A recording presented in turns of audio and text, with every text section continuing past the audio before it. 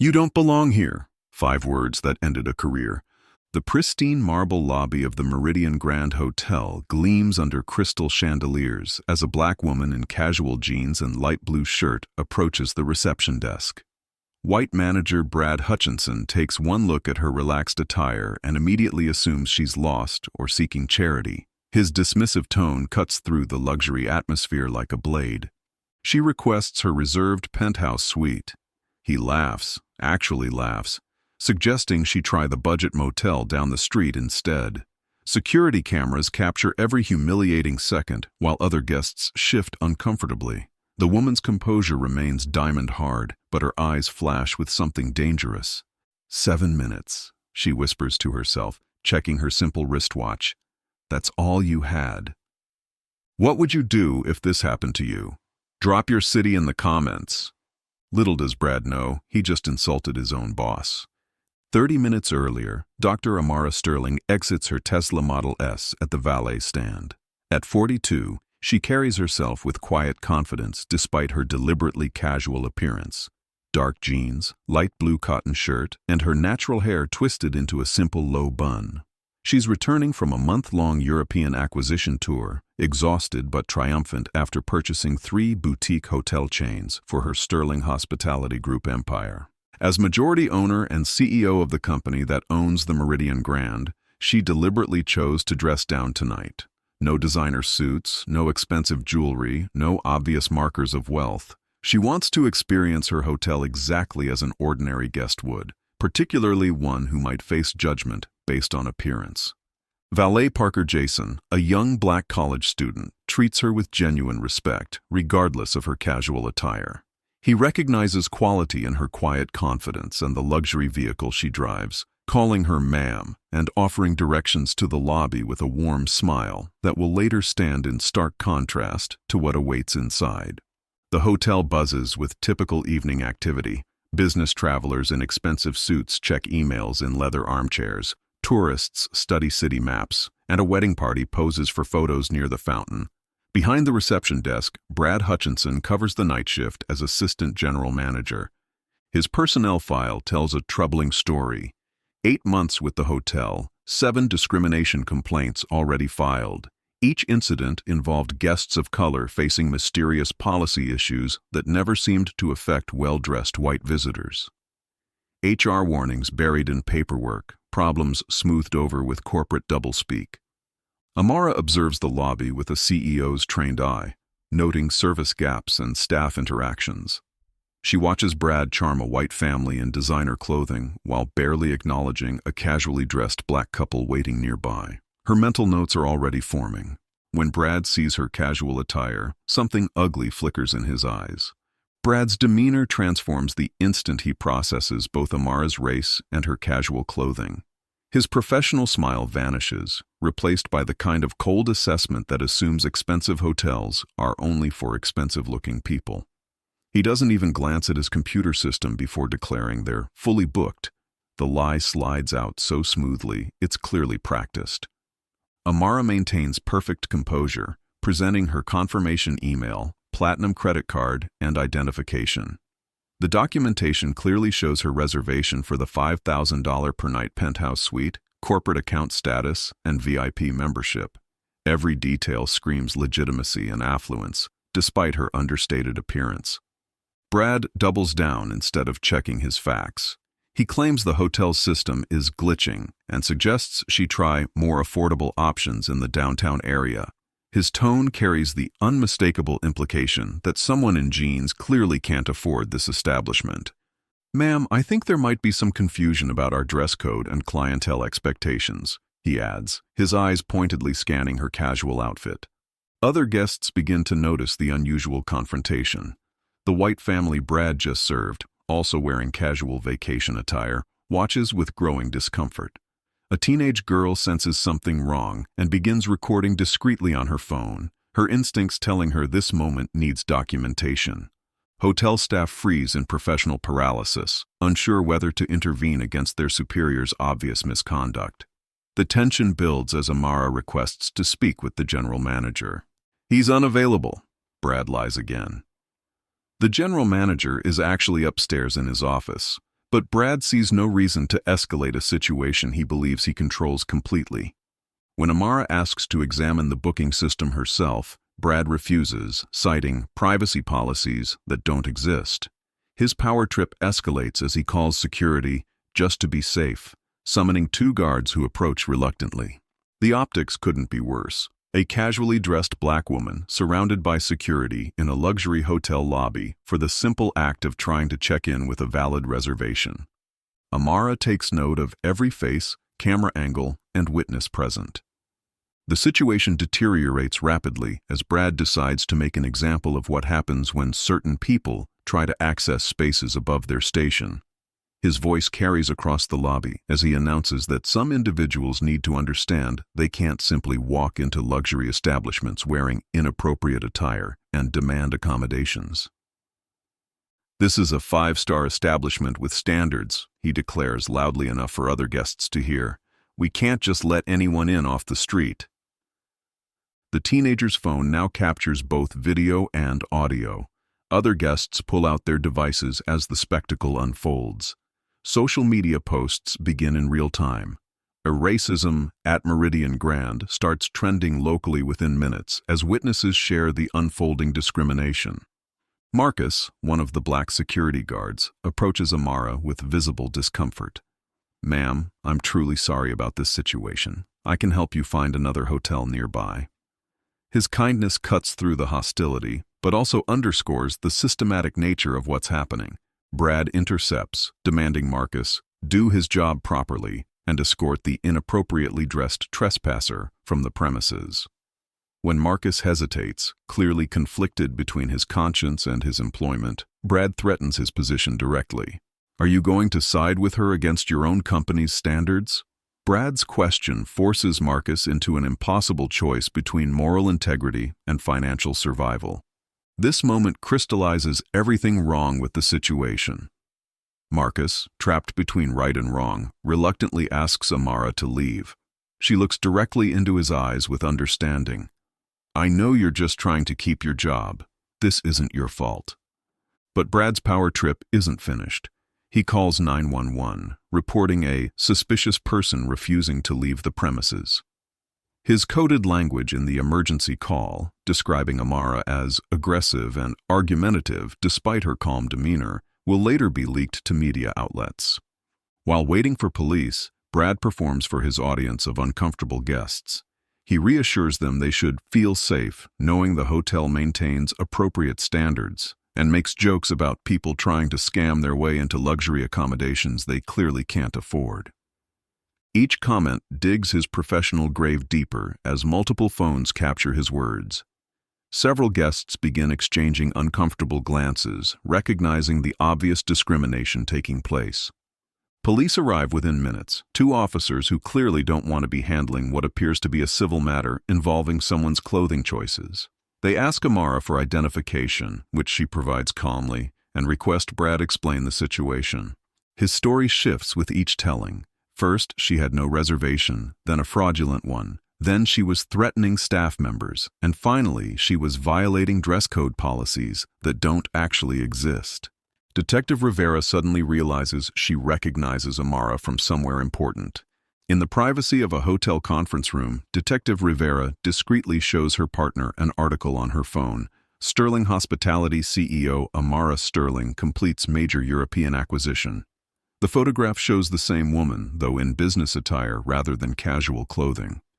Both officers immediately understand they're witnessing a catastrophic mistake that will likely end careers and spawn lawsuits. Detective Rivera approaches Amara quietly, speaking in low tones to avoid alerting Brad to the explosive revelation brewing. "Dr. Sterling, would you prefer we handle this situation differently given your position?" Amara's response reveals the depth of her character and strategy. "Handle it exactly as you would for any other citizen. I want to see how this system truly operates when it thinks no one important is watching, especially someone who doesn't look the part." She's not just experiencing discrimination, she's conducting a real-time audit of institutional failure at every level of her own organization, testing whether appearance and attire affect treatment more than actual credentials. While Brad waits outside, growing increasingly agitated, Amara makes her first strategic call. Not to lawyers or public relations teams, but directly to her chief human resources officer.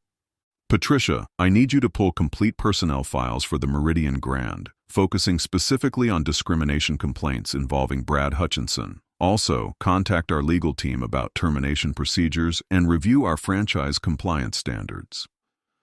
The call reveals Amara's methodical approach to corporate justice. She doesn't act from emotion. She builds airtight cases backed by documentation and evidence.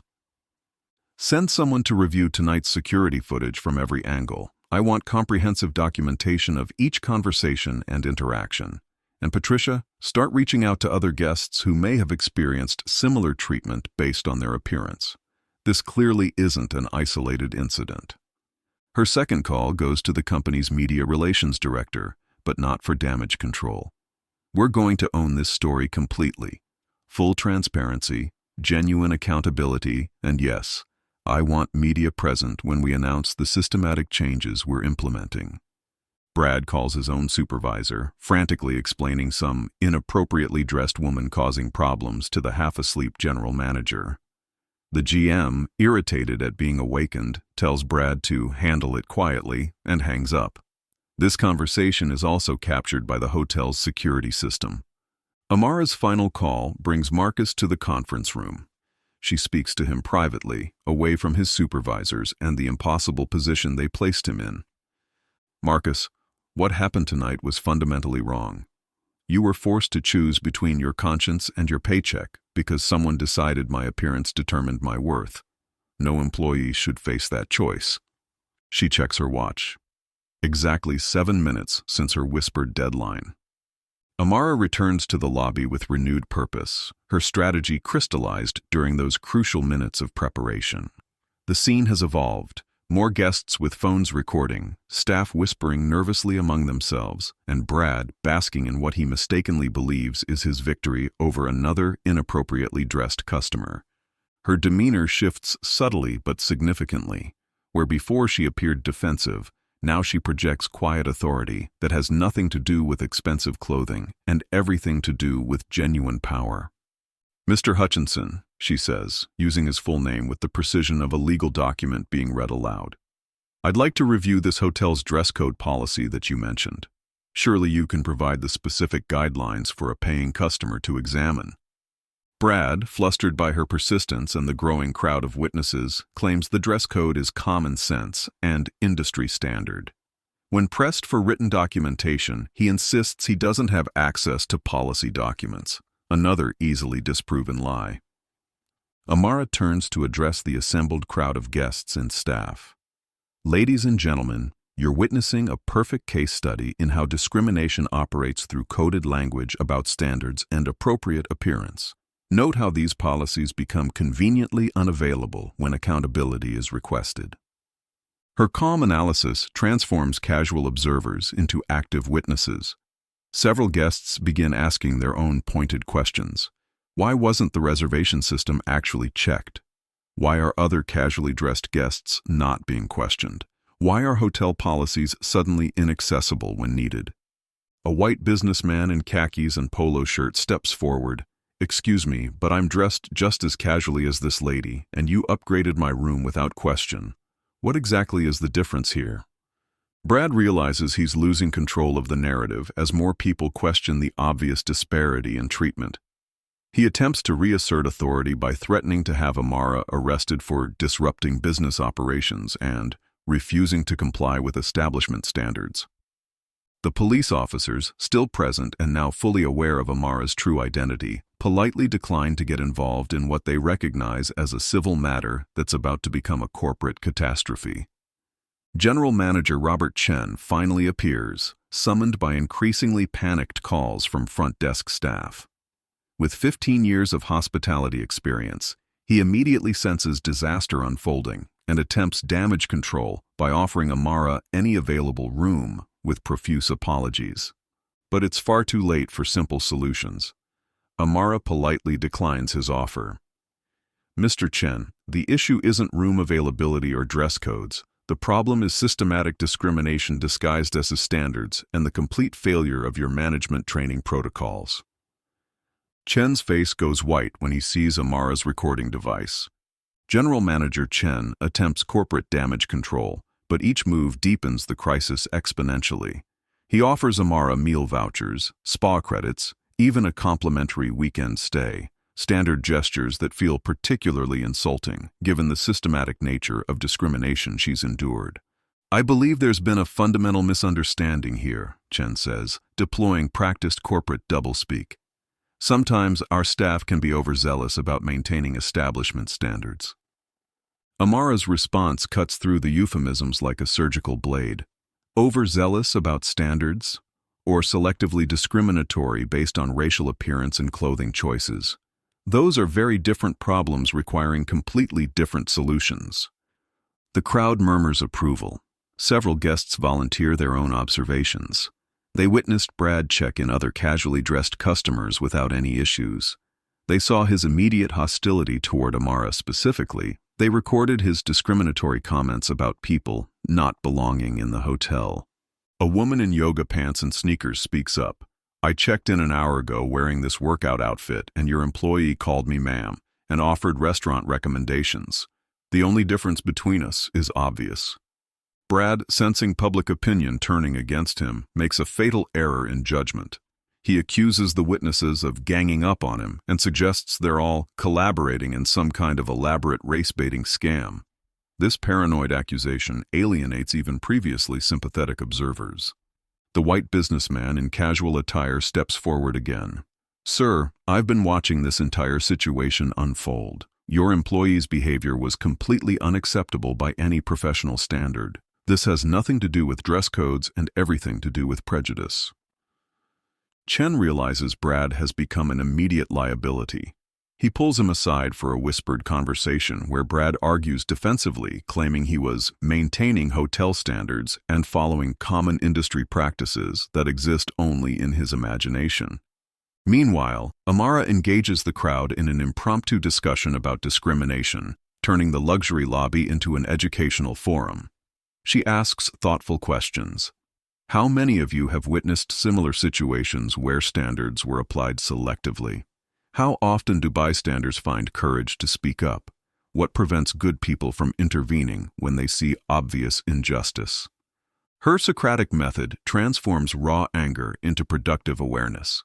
People begin sharing personal stories, exchanging contact information, and promising to support each other in future situations involving discrimination. The teenager live streaming realizes she's documenting a historic moment. Her viewer count hits 500,000 with comments flooding in from around the world. Meridian Grand discrimination begins trending nationally across multiple social media platforms. Chen returns from his conversation with Brad, having made a calculated decision. He publicly apologizes to Amara and announces that Brad will face appropriate disciplinary action, corporate language designed to protect the hotel's reputation rather than address systematic issues. Chen believes he's contained the crisis, but it's only beginning. The situation reaches crescendo as Amara decides to reveal her hand strategically, not all at once, but with calculated precision that will maximize impact. She begins with seemingly innocent questions that demonstrate insider knowledge no ordinary guest should possess. "Mr. Chen, what's your hotel's current occupancy rate tonight?" When he deflects uncomfortably, she continues with devastating accuracy. "According to your own quarterly reports, you're operating at 73% capacity tonight. So Mr. Hutchinson's claim about being fully booked was demonstrably false." Chen's confusion deepens visibly. How does a casually dressed guest have access to internal occupancy data and corporate financial reports? Amara continues her methodical deconstruction. "Your employee claimed I violated dress code policies, but I see guests in athletic wear, shorts, and sandals throughout this lobby. Under what specific written policy was I found inappropriate while they were not?" Each question exposes another lie, another policy violation, another systematic failure. The crowd follows along like students in a masterclass on corporate accountability and civil rights law. Brad, increasingly desperate as his story crumbles, attempts to redirect blame toward conspiracy theories. She's obviously some kind of professional activist who dressed down deliberately to set us up. This whole thing was planned from the beginning. His paranoid accusations only make him appear more unhinged to witnesses. A guest calls out, "So you're saying she planned to have a valid reservation, proper identification, and a platinum credit card just to set you up? That makes no sense." The breakthrough moment arrives when Marcus, the conflicted security guard, quietly approaches Chen. He shows him Amara's business card, the one she gave him during their private conversation, and whispers something that makes Chen's face go completely ashen. Chen stares at the card, then at Amara's casual attire, then back at the card with growing horror. His hands begin trembling as the full implications of the situation sink in. He tries to speak, but manages only a strangled whisper. "Dr. Sterling?" The lobby falls into absolute silence. Even the live stream comments pause as hundreds of thousands of viewers sense something seismic about to happen. Amara nods with perfect calm. "Yes, Mr. Chen. Dr. Amara Sterling, Chief Executive Officer of Sterling Hospitality Group and majority owner of this hotel." The silence stretches for exactly 5 seconds before erupting into complete chaos. Brad's face cycles rapidly through disbelief, horror, and finally the dawning realization that he just discriminated against someone based on appearance, someone who happens to own his workplace. Chen immediately drops into full crisis mode, profusely apologizing and promising comprehensive investigations. But Amara raises her hand for silence. "Mr. Chen, Mr. Hutchinson, the time for apologies has passed. We're now entering the accountability phase." The most powerful person in the room was hiding in plain sight. The lobby transforms into an amphitheater of justice as Dr. Amara Sterling steps fully into her role as Chief Executive Officer. Gone is any pretense of being an ordinary guest seeking accommodation. She commands the space with quiet authority that has nothing to do with expensive clothing and everything to do with authentic power. "Ladies and gentlemen," she addresses the crowd with the confidence of someone who's delivered keynote speeches to Fortune 500 boards, "you've just witnessed a masterclass in how discrimination operates in modern America. It's rarely about explicit hatred. It's about assumptions based on appearance, coded language about standards, and systematic bias disguised as policy." She turns to Brad, whose face has transformed from smug superiority to complete terror. "Mr. Hutchinson, tonight you assumed that someone in jeans and a casual shirt couldn't possibly afford a luxury hotel. You created fake policies, called police on a paying customer, and humiliated someone based entirely on their appearance. But more importantly, you've revealed exactly who you are when you think no one powerful is watching." The livestream audience, now exceeding 1 million viewers worldwide, watches in real time as corporate accountability plays out with unprecedented transparency. Comments flood in from every continent, sharing similar experiences of appearance-based discrimination. Amara continues her methodical dismantling with prosecutorial precision. "You assumed I couldn't afford this hotel based on my clothing. What gave you that authority? You claimed our reservation system was malfunctioning. Why didn't you actually check? You invented dress code violations that somehow didn't apply to other casually dressed guests. How do you explain that disparity?" Each question lands like a cross-examination. Brad attempts to interrupt with desperate excuses about maintaining standards, but Amara's presence fills the entire room. She doesn't raise her voice because authentic authority speaks in measured tones. "Mr. Chen," she addresses her general manager directly, "how many discrimination complaints have we received specifically about Mr. Hutchinson?" When he hesitates, she provides the answer: 7 formal complaints in 8 months, all dismissed as misunderstandings or communication style issues rather than addressed as pattern behavior, targeting guests who don't fit his narrow definition of appropriate. This revelation shocks even longtime hotel staff. They exchange glances, remembering incidents they witnessed but didn't report, situations they found uncomfortable but didn't challenge because they involved standards rather than obvious prejudice. Amara produces her smartphone, displaying emails and documentation. "I have complaints from 3 black families, 2 Latino guests, and 2 interracial couples, all describing identical behavior: immediate judgment based on appearance, suspicious questioning, and convenient policy issues that somehow never affected well-dressed white customers. The systematic nature of the discrimination becomes undeniable. This wasn't isolated incident or momentary lapse in judgment. It was established pattern behavior enabled by institutional indifference, disguised as maintaining standards. Chen, desperate to salvage his own position, begins deflecting responsibility. "Dr. Sterling, I had absolutely no knowledge of these complaints. This is completely unacceptable behavior that doesn't represent our company values."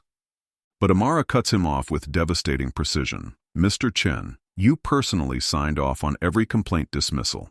You approved his performance reviews despite multiple red flags. This isn't about one problematic employee. It's about management failure that prioritizes image over justice." She addresses the crowd directly. "Every person who filmed tonight, who spoke up, who refused to accept obvious discrimination disguised as standards, you represent the solution. Prejudice thrives when good people stay silent." Turning back to Brad, who's now visibly trembling. "Mr. Hutchinson, you're terminated immediately. Security will escort you from these premises. Your actions tonight will be reported to industry associations, and I'll personally ensure that potential employers understand exactly who they're considering." Brad attempts one final desperate plea.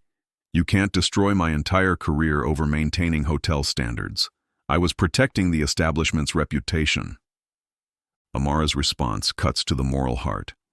"You weren't maintaining standards, Mr. Hutchinson. You were revealing your character. How many families have you humiliated based on their appearance? How many people have you judged and found wanting simply because they didn't match your narrow vision of who deserves respect?" Brad's termination is just the beginning of a corporate earthquake. Within hours of Brad's termination, Sterling Hospitality Group's crisis management team mobilizes with military precision. But instead of typical damage control, they execute a radical transparency campaign designed to own the narrative completely and address appearance-based discrimination systematically. Patricia Williams, Chief Human Resources Officer, arrives with lawyers, HR specialists, and public relations professionals. The legal documentation of Brad's firing is surgically precise: 17 policy violations, 7 previous complaints, and irrefutable evidence of discriminatory intent based on customer appearance captured on multiple devices. The investigation expands far beyond one problematic employee. Amara orders a comprehensive audit of the Meridian Grand's personnel practices, uncovering a disturbing pattern of discrimination complaints being systematically buried under the guise of maintaining establishment standards. The statistics paint a damning picture. 89% of discrimination complaints involved staff making assumptions based on guest appearance rather than actual credentials or behavior.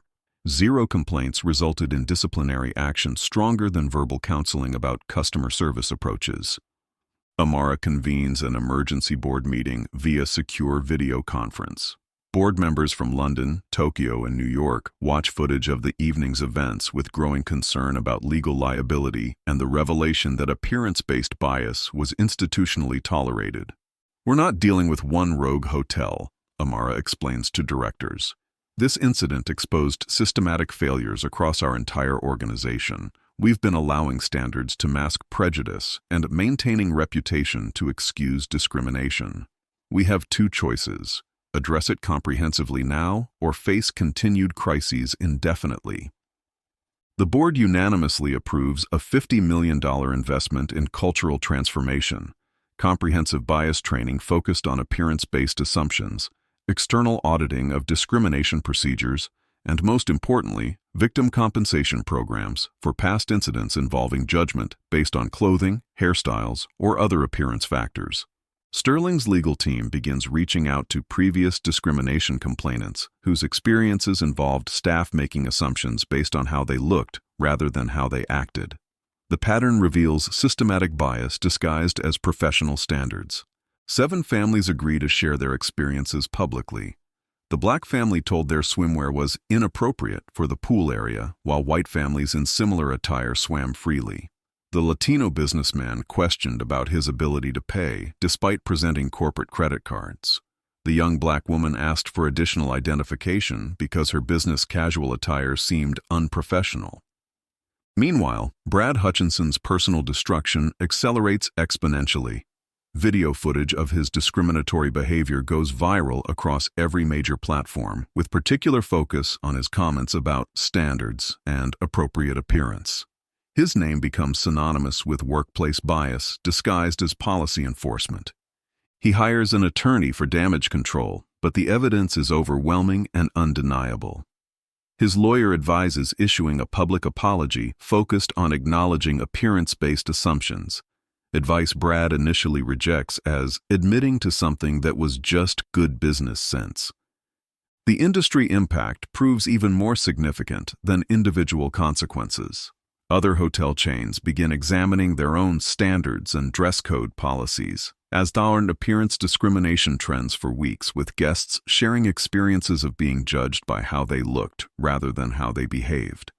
Amara leverages this moment strategically by calling a press conference not to defend her company, but to challenge the entire hospitality industry. We can't solve discrimination by hiding behind standards and policies. We solve it by admitting that bias affects how we see people and systematically changing how we respond. She announces formation of the Hospitality Equity Alliance, specifically focused on eliminating appearance-based discrimination in travel and tourism. The initiative includes training programs that help staff distinguish between actual behavioral issues and personal bias about how customers should look. Sterling stock price initially drops 12% following the incident, but something remarkable happens. Bookings from diverse customers increase dramatically. The company's radical honesty about addressing appearance-based bias attracts customers who want to support businesses that judge people by their character rather than their clothing. Employee morale transforms across all Sterling properties. Staff who had witnessed or experienced pressure to judge customers based on appearance finally feel empowered to report these practices through new anonymous systems with external oversight. The settlement process reveals the true scope of previous appearance-based discrimination. 17 families across different Sterling properties report experiences similar to Brad's behavior, all involving assumptions about their worth based on how they looked rather than their actual credentials or conduct. Chen faces his own reckoning when investigation reveals he actively encouraged staff to maintain visual standards that disproportionately affected guests of color, younger guests, and anyone whose appearance didn't match traditional business attire expectations. 6 months later, Sterling Hospitality Group reports record customer satisfaction scores among diverse demographics, proving that eliminating appearance-based discrimination creates competitive advantage rather than compromised standards. The most dramatic reckoning still awaits Brad Hutchinson personally. 3 months after his termination, Brad Hutchinson faces the full weight of his actions in a state civil rights commission hearing that becomes a cultural phenomenon broadcast live across multiple platforms. He arrives looking diminished, his former arrogance replaced by the hollow appearance of someone whose world has completely collapsed. Unemployed for months, blacklisted from hospitality work, and facing mounting legal bills, he's discovered that discriminating based on appearance carries permanent consequences. The hearing reveals the true scope of Brad's biased behavior through witness after witness. A black family testifies about being told their children's casual clothes were too urban for the hotel restaurant, while white children in similar attire were welcomed. A Latina businesswoman describes being questioned about her ability to afford amenities despite carrying luxury handbags and jewelry. A young professional recounts being assigned inferior rooms because his relaxed attire suggested he might not appreciate premium accommodations. Dr. Jennifer Martinez, a civil rights attorney, presents pattern analysis demonstrating that Brad's behavior wasn't about maintaining legitimate standards, but enforcing discriminatory assumptions based entirely on how people looked rather than how they behaved. The most powerful testimony comes from Marcus, the former security guard who showed Amara kindness despite her casual appearance. He forced me to choose between my conscience and my paycheck. He weaponized my need for employment to make me complicit in judging people by their clothes instead of their character. But Marcus also testifies about transformation. When Dr. Sterling revealed her identity, I realized I'd been working for someone who understood that respect shouldn't depend on expensive clothing. That's the difference between authentic leadership and prejudiced authority. The teenage girl who live-streamed the original incident testifies via video link from Northwestern University. Adults stood by watching someone being discriminated against based on her appearance until they realized they had voices and power too. It shouldn't take a viral video to make people speak up for what's right. Brad's testimony becomes a masterclass in defensive deflection and denial. He claims he was maintaining established standards, insists he treats everyone appropriately regardless of background, and suggests his accusers are trying to extract money by misrepresenting standard business practices. His attorney attempts damage control, arguing Brad has learned about unconscious bias and deserves compassion for making appearance-based assumptions that many people make. But the documented pattern of behavior undermines any claims of innocent misunderstanding. Commission Chairwoman Judge Patricia Thompson delivers a scathing assessment. Mr. Hutchinson, your testimony today demonstrates the same lack of accountability you showed that evening.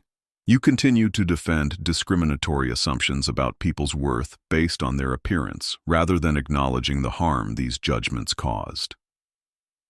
The hearing's most dramatic moment comes when Amara Sterling takes the witness stand, not as a victim seeking revenge, but as a CEO explaining how appearance-based bias corrupts customer service and damages human dignity. Mr. Hutchinson represented a system failure, not just a personal failure, she testifies with calm authority. He wasn't acting in isolation. He was enforcing discriminatory assumptions that our industry has tolerated for too long under the guise of maintaining standards. She addresses Brad directly. I don't want to destroy your life, Mr. Hutchinson. I want you to understand that your assumptions about people based on their appearance had real impact on real families. The humiliation you caused, the dignity you attacked, the humanity you reduced to clothing choices, these weren't abstract policies to your victims. For the first time, Brad's facade cracks completely. He shows genuine emotion, not self-pity about his consequences, but recognition of harm inflicted on families whose only crime was not looking the way he thought customers should look. The Commission's findings are unanimous. Brad engaged in systematic discrimination based on appearance that violated state civil rights laws. He receives maximum penalties and mandatory bias education specifically focused on appearance-based assumptions. Brad's individual reckoning triggers industry-wide transformation that reshapes hospitality forever. 1 year after the Meridian Grand incident, the hospitality industry undergoes unprecedented transformation in how appearance affects customer treatment. What began as one woman's experience with clothing-based discrimination becomes a catalyst for systematic change across multiple business sectors.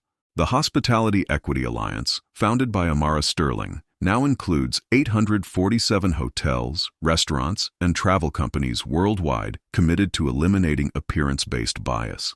Their shared database tracks discrimination complaints specifically related to assumptions about customers based on how they look rather than how they behave. Industry statistics document the transformation. Appearance-based discrimination complaints dropped 78% across participating properties, while customer satisfaction scores among diverse demographics increased by 45%. The business case for judging character over clothing becomes financially undeniable. Major hotel chains implement Sterling standards, comprehensive anti-discrimination policies that specifically address appearance-based assumptions. These include training programs that help staff distinguish between actual behavioral concerns and personal bias about how customers should dress or style themselves. Universities incorporate Meridian Grand footage into business ethics curricula with particular focus on how standards can mask systematic bias. Harvard Business School develops an entire course around appearance-based discrimination in service industries. Technology companies create applications allowing travelers to report appearance-based discrimination in real time, with specific categories for clothing, hairstyle, and other visual bias incidents. The threat of immediate, widespread exposure changes how staff interact with customers who don't fit traditional appearance expectations. Legal precedents emerge from related cases as courts begin recognizing appearance-based discrimination as a distinct form of bias that disproportionately affects people of color, young people, and those from different socioeconomic backgrounds. The teenage live streamer, now studying journalism at Northwestern, interns at major news organizations covering appearance bias in professional settings. Her Meridian Grand video becomes part of a documentary about how clothing choices shouldn't determine human dignity. Marcus, promoted multiple times within Sterling Hospitality, becomes a national speaker on treating all customers with respect, regardless of appearance. His transformation from conflicted security guard to empowered leader inspires employees to prioritize human dignity over superficial judgments. Government agencies launch nationwide investigations into appearance-based discrimination in public accommodations, using Meridian Grand as a template for recognizing how standards can enable systematic bias rather than prevent actual problems. International impact emerges as the story spreads globally. European hotels adopt training programs specifically focused on appearance neutrality, while businesses in Asia and Africa implement policies that judge customers by their behavior rather than their clothing choices. Employee training across industries now includes Meridian Grand moments, scenarios teaching workers to recognize when they're making assumptions based on appearance and redirect focus toward actual customer needs and behavior. Brad Hutchinson, after completing court-mandated bias education, begins speaking at training sessions about how appearance-based assumptions corrupted his professional judgment. His genuine remorse provides unique insight into how prejudice disguises itself as maintaining standards. The most powerful change happens in quiet moments when dignity transcends appearance. 2 years later, Dr. Amara Sterling returns to the Meridian Grand, this time wearing her favorite jeans and comfortable sweater, her natural hair flowing freely. She's not testing her staff anymore. She's celebrating authentic transformation that judges people by their character rather than their clothing. The hotel has become a model property, featured in business journals and civil rights publications as proof that eliminating appearance-based bias improves service for everyone. The lobby where she once faced humiliation now displays a bronze plaque. Dignity has no dress code. May every guest feel welcomed here regardless of appearance. The memorial serves not as self-congratulation, but as a constant reminder that respect shouldn't depend on expensive clothing. The staff has transformed completely under new leadership. Maria Rodriguez, a Latina hospitality veteran who often dresses casually herself, replaced Chen as general manager. Under her guidance, customer satisfaction scores among diverse demographics consistently rank in the top 1% nationally, proving that authentic hospitality has nothing to do with appearance expectations. Marcus, now regional security director for Sterling Hospitality Group, trains security teams across the company's properties. His workshops focus on protecting all guests equally, understanding that true professionalism means looking beyond surface appearances to recognize genuine need for assistance or concern. The teenage live streamer, now a journalism student at Northwestern, returns for a feature story about sustainable change. Her article in Time magazine explores how challenging appearance-based assumptions can transform entire industries when supported by authentic leadership. Amara walks through the hotel observing staff interactions with guests of every background and style. She notices subtle but significant changes, genuine smiles that reach every customer equally regardless of their attire, assistance offered proactively whether someone wears designer clothes or thrift store finds, and employees who clearly understand that hospitality means hospitality for all people. At the front desk, she watches a young black woman in colorful braids and casual streetwear check in a white family also dressed for vacation comfort. The interaction flows seamlessly, professional, warm, and completely free of the judgment that once poisoned this space. The desk clerk, Jasmine, recognizes Amara and approaches respectfully. "Dr. Sterling, I wanted to thank you personally. My older brother is Marcus, the security guard who showed you kindness that night. Because of what happened, our entire family learned that treating people with dignity has nothing to do with how they're dressed." This moment crystallizes the broader transformation. The courage Amara demonstrated that night didn't just change corporate policies, it changed hearts and minds across an entire community of employees who now understand that character matters more than clothing. She visits the conference room where she once endured police questioning. Now it hosts weekly dignity dialogues where staff discuss challenging situations and develop responses that prioritize customer humanity over appearance-based assumptions. Reviewing incident reports from the past year reveals remarkable progress. 0 appearance-based discrimination complaints, 47 bias concerns addressed proactively before they affected customer experience, and most significantly, 156 instances where employees actively intervened to prevent customers from being judged by other customers based on their appearance. The transformation extends beyond the hotel to the surrounding business district, which has embraced inclusive practices that welcome customers regardless of how they dress or style themselves. Local businesses compete to demonstrate their commitment to judging people by their actions rather than their appearance. In her final interview for the Time article, Amara reflects on deeper meaning. Discrimination isn't always about obvious hatred. It's often about subtle assumptions based on how people look. Change those assumptions, and you change everything about how we treat each other. She addresses viewers directly. Every person has the power to choose dignity over judgment, inclusion over assumption, justice over comfort. The question isn't whether you'll encounter people who look different from your expectations. It's whether you'll treat them with the same respect you'd want for yourself. Dignity is not a luxury service. It's a human right with no exceptions. Amara Sterling appears on screen in her executive office, wearing a simple sweater and her natural hair styled in loose curls.